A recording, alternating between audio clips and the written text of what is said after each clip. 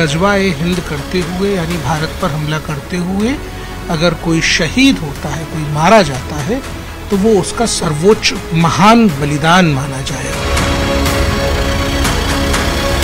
बेहद आपत्ति है यह राष्ट्र विरोधी और संविधान विरोधी जो है फतवा है। ये देश को नुकसान पहुंचाना, देश की तरक्की को, राष्ट्र की तरक्की को नुकसान पहुंचाना, इसके अलावा कुछ नहीं।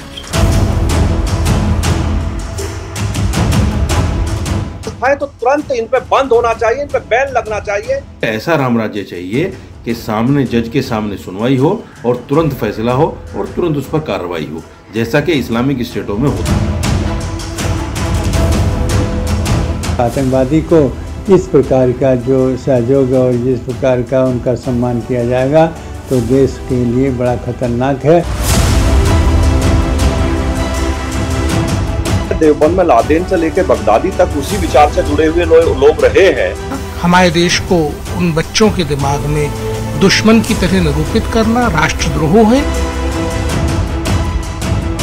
लेकिन अगर मुसलमान संवैधानिक रूप से ये चाहे कि ये मेरा देश इस्लामिक स्टेट हो जिसमें चोरी करने पर हाथ काटा, तो वो आतंकवादी हो जाता है, वो दहशतगर्द हो जाता है। कार्रवाई जरूरी है, नहीं तो ये विश्वमन करने वाले सांप जाने कितनों को निगल जाएंगे। ऐसे समय पे गजवा-ए-हिंद जैसा बयान देना कि क्या कुछ अप्रत्यक्ष संदेश है?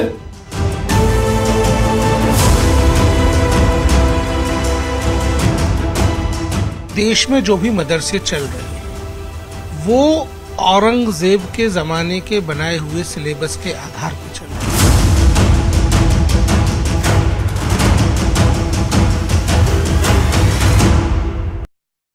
और बात करेंगे गजवा पर गदर की।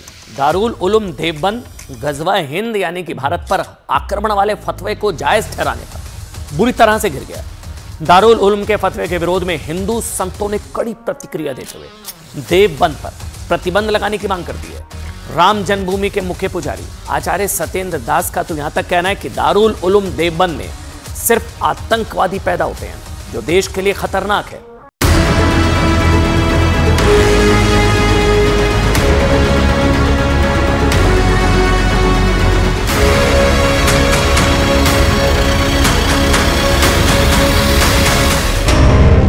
उत्तर प्रदेश में देश की सबसे बड़ी इस्लामिक संस्था दारुल उलूम देवबंद गजवा-ए-हिंद यानी भारत पर हमले वाले अपने फतवे को मान्यता देने पर बुरी तरह से घिर गया है।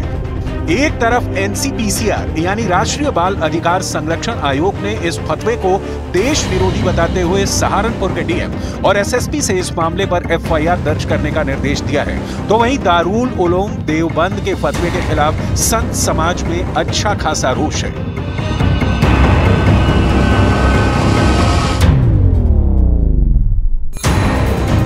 दारुल उलूम देवबंद के फतवे पर अयोध्या के संतों ने नाराजगी जताते हुए मांग की है कि फतवा जारी करने वालों के खिलाफ कानूनी कार्रवाई होनी चाहिए।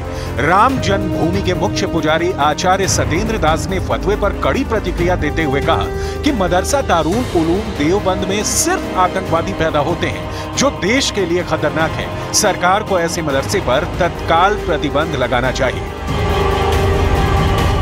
जो ऐसे कह रहे हैं उन पर कानूनी कार्रवाई किया जाए, क्योंकि इसी प्रकार से जो ये लोग बढ़ते रहेंगे और आतंकवादी पैदा होते रहेंगे। आतंकवादी को इस प्रकार का जो सहयोग और जिस प्रकार का उनका सम्मान किया जाएगा तो देश के लिए बड़ा खतरनाक है। बहुसंख्यक जो है हिंदू है, कभी भी इस प्रकार की घोषणा नहीं करता कि किसी को निकाल बाहर किया जाएगा, किसी के विरुद्ध जो है कोई घोषणा नहीं करता है। लेकिन इस प्रकार से बीच बीच में जो घोषणाएं की जाती हैं या फतवा जारी की जाती है, ये राष्ट्र को कहीं ना कहीं क्षति पहुंचाने वाले होते हैं।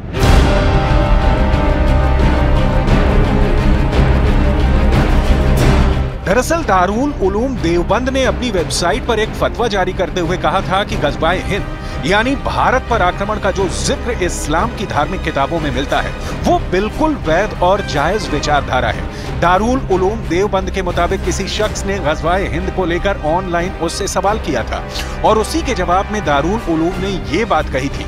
लेकिन अब दारुल उलूम के इस फतवे के खिलाफ हिंदू संत समाज और मुस्लिम स्कॉलर दोनों ही उठ खड़े हुए हैं। तपस्वी छावनी पीठाधीश्वर जगत गुरु परमहंस आचार्य के मुताबिक गज़वाए हिंद को मान्यता देना राष्ट्र विरोधी मानसिकता है, तो दूसरी तरफ जमीयत हिमायतुल इस्लाम के अध्यक्ष कारी अबरार जमाल के मुताबिक दारुल उलूम का गज़वाए हिंद का फतवा महज एक सियासी हथकंडा है। बेहद आपत्ति है यह राष्ट्र विरोधी और संविधान विरोधी जो है फतवा है, और मैं सरकार से मांग करता हूं कि भारत में सभी मदरसों पर प्रतिबंध लगाया जाए, क्योंकि दारुल उलूम देवबंद से मदरसे संचालित हैं। हिंदुस्तान जैसे सेकुलर मुल्क में इतनी खूबसूरत गंगा जमुना तहजीब जैसी मिसाल वाले देश के अंदर इस तरह के फतवों का वायरल होना और उस पर सियासी रोटी सेकना, ये देश को नुकसान पहुंचाना, देश की तरक्की को, राष्ट्र की तरक्की को नुकसान पहुंचाना, इसके अलावा कुछ नहीं हो सकता है।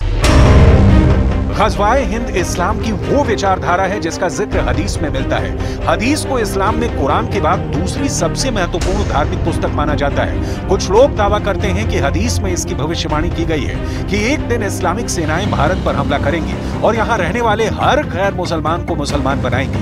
दारुल उलूम देवबंद के मुताबिक उनकी धार्मिक पुस्तक सुन्न अल नसाई में गज़वाए हिंद पर पूरा एक चैप्टर है जिसमें यह कहा गया है कि मैं इसमें लड़ूंगा और अपनी सभी धन संपदा को कुर्बान कर दूंगा, मर गया तो महान बलिदानी बनूंगा, जिंदा रहा तो गाजी कहलाऊंगा। अब दारुल उलूम देवबंद के गज़वाए हिंद फतवे को जायज ठहराने पर NCPCR यानी राष्ट्रीय बाल अधिकार संरक्षण आयोग ने इस फतवे को देश विरोधी बताते हुए सहारनपुर के DM और SSP से इस मामले में FIR दर्ज कर फौरन कार्रवाई करने के लिए कह दिया। दारुल उलूम देवबंद अपनी वेबसाइट पर लिखते हैं कि गज़वाए हिंद करते हुए यानी भारत पर हमला करते हुए अगर कोई शहीद होता है, कोई मारा जाता है, तो वो उसका सर्वोच्च महान बलिदान माना जाएगा। इस तरीके का जहर बच्चों के दिमाग में भरना खतरनाक है, और बच्चे भी भारत के हों या पाकिस्तान के हों या बांग्लादेश के हों, हमारे देश के खिलाफ उनके दिमाग में नफरत पैदा करना, हमारे देश को उन बच्चों के दिमाग में दुश्मन की तरह निरूपित करना राष्ट्रद्रोह है। NCPCR ने ये आदेश दिए हैं कि ये अगेंस्ट है, बच्चों के राइट्स के अनुसार अधिकारों के हनन है और तमाम कानून की परिधियों के प्रतिकूल है। उसका राष्ट्रीय NCPC का एक आर्डर प्राप्त हुआ है जिसमें FIR दर्ज करने के निर्देश दिए गए हैं। इससे पहले भी साल 2022 और 2023 में भी दारुल उलूम देवबंद में गज़वाए हिंद के फतवे को लेकर विवाद हो चुका है। वैसे एक हकीकत ये भी है कि दुनिया के बड़े आतंकवादी संगठन देवबंदी विचारधारा से प्रभावित रहे हैं।